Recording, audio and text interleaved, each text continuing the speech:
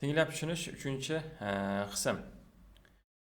Men buni nima uchun davlat test markazining o'zinikini olganimni sababi bizgidan farqli bo'lib qolmasin, standart variant shu.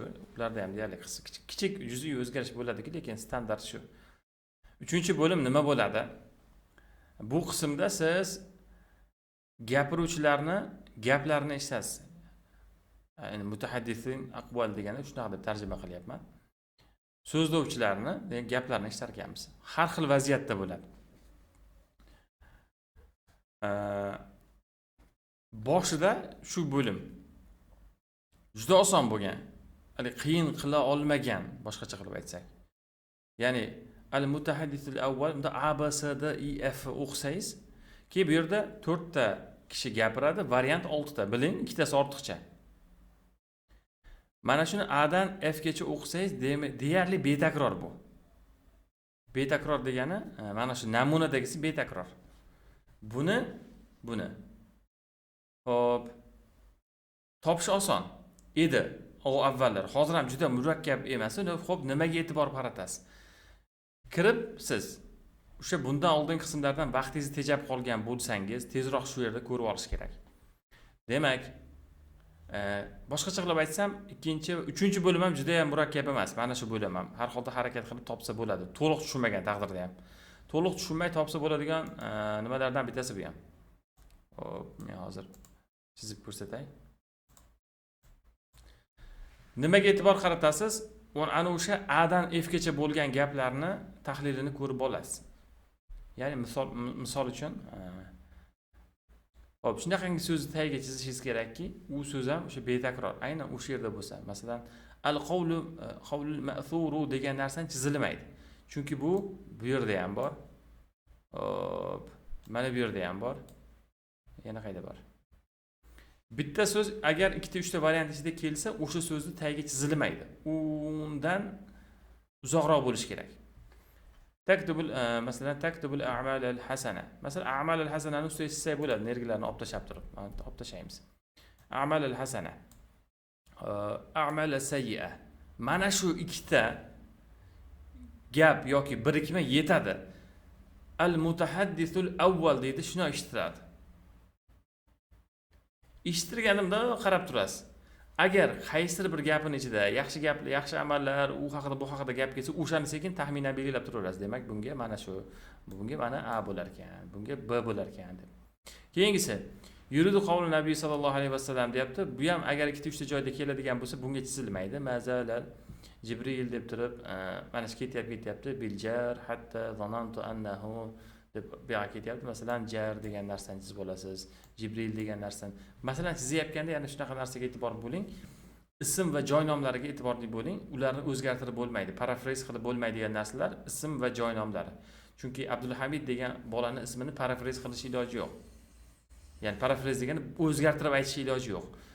Bu o'qib tushunishda ham shu uslub ko'p foyda beradi.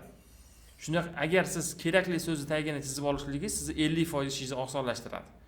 Kerakli joyga qarab turasiz, o'sha joy shuni aytsa o'sha javob bo'lib chiqadi. Haligi hamma narsani xulosasi bo'ladi-da.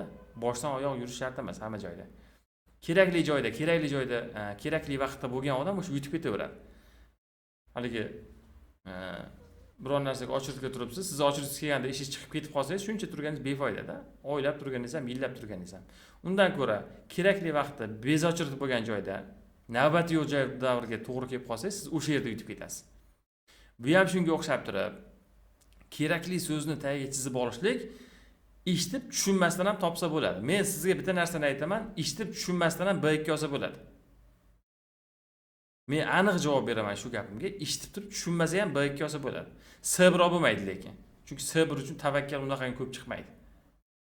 Men aytayotgan texnikalarni agar amalda to'g'ri qo'llaydigan odam yaxshi natija qila oladi tinglashda. Tinglashdan bekorga oxirgi vaqtda o'quvchilar darajasi yaxshi bo'lib ketmadi. O'zi sezdi nima qilish kerakligini, o'zi tushundi o'quvchilar. 75 olib yuribdi. Endi nima degani? B2 darajasidagi bola sabr olyapti, boshqacha qilib aytsak. B1 darajasidagi B2 olyapti. A1 darajasidagi keyin B1 olyapti. Nima uchun desa, o'zi o'sha ishlash mahorati oshib qoldi o'zi. Qo'rqmayapti, diqqat bir joyga solib turibdi. Diqqat bir joyga jamlab turibdi. Masalan, mayda nimaga ergashamiz? Yata'awanu fi kulli shay. Demak, mana bu yerdagi bir-biriga yordam berar ekan degan narsa. Odamlar bir-biriga yordam beradi degan narsa haqida gap ketsa bo'ldi, shuni belgilanadi. Yuhibbuna an yaqumu bi umurin tu'iduhu. Misol uchun umur tagiga chizib tursak bo'ladi. Maktab al-am degan narsani tagiga chizamiz bu yerda. Yushira al-mas'ul edi. Bilad degan joylar kelish kerak, rijal degan narsalar keladi. Misol uchun men chizib qo'ygan narsani, masalan, mana shuni audiosi internetda bor. Olib qiziqishga ishlab ko'rsangiz, mana shu 100% to'g'ri chiqadi. Shunchaki ishlaysiz, shu so'z qaytarilsa bo'ldi, shu javob ekan deb belgilab qo'yasiz. Birinchidan, mavzular bir-biriga yiroq bu mavzular. Bittasida hadis ketyapti, bittasida boshqa narsa ketyapti. Lekin bilib qo'ying, hozir men sizga beradigan insho, tinglash, men bunaqangi juda sodda qilib yubormaganman. Nimaga desa, sodda. Hozir qiylashgan. Chunki birinchi gapiruvchi ham, ikkinchi gapiruvchi ham, uchinchi gapiruvchi ham, to'rtinchi gapiruvchi ham kerak bo'lsa bitta mavzuni gapiradi. Lekin bitta mavzuni turli jihatlarini ochib beradi. Men sizlarga test tayyorlab qo'yganman. O'sha test ichida at-toqatul mutajaddida, ya'ni quyosh energiyasi haqida suhbat bo'ladi. Bittasida quyosh energiyasini ijobiyatlari, bittasida problemalari, ikkinchisida quyosh energiyasidan yana boshqa jihatlar. Hammasida quyosh energiyasini. Bu degani tagiga chizganingizda quyosh energiyasi qayerda bo'ladigan bo'lsa, uni chizib qo'ymang. Siz o'shani qaysidir jihatini chizib qo'ying. Tahaddiyat degan joy chizib qo'yasizda, bu yoqda agarda tahaddiyat, mushkila yoki bo'lmasa o'sha sinonim ishlatadigan bo'lsa, demak o'shanisi bo'lib chiqadi. Hali kerak so'zni ustiga chizib olsangiz hamda bo'lmaydi u. Bu asosan o'qib tushunishda ham shunaqa. Mavzu texnologiya haqida kirib, texnologiyaning ustidagi so'zni chizsa, u texnologiya har ikkita gap bitta texnologiya keladi-ku. Shuning uchun men aytayapman, bu qismda ham kerakli so'zni ustiga chizing va diqqat bilan eshitib turing. Kerak bo'lsa buni ham bittada hal qilib ketsa bo'ladi. Lekin 4-qism oson narsa emas. 4-qismga yaxshigina kuch kerak. Ya'ni C1 ga ko'tarilaman deganlar 4-qismdan eson-omon omon chiqish kerak. 4-bo'lim kerak bo'lsa 5 bilan 6 dan ham qiyin. Ko'pchilik 4 da yiqilib qoladi. U haqida navbatdagi darsimizda gaplashamiz. Hozir 4-bo'lim haqida emas, 3-bo'lim haqida gaplashyapmiz. Men sizlarga ikkita mock test tayyorlab qo'yganman. Uni ishlab ko'rishingiz mumkin. Javoblarni ham ko'rinadigan qilib qo'ydim uni. O'sha orqali tekshirib olishingiz mumkin. Hozir endi onlayn ishlaganingizda tagiga chiza olmaysiz. Oldin yaxshilab analiz qiling, tahlil qilib oling, qaytaga e'tibor berib turar ekanman deb. Qaytanga onlaynda yaxshiroq topadigan odam offlaynda undan ham yaxshi topadi. Shuning uchun men tinglab tushunish kitoblari bor. O'sha kitoblardan ham ishlasangiz yana bir saviyangiz oshib turadi.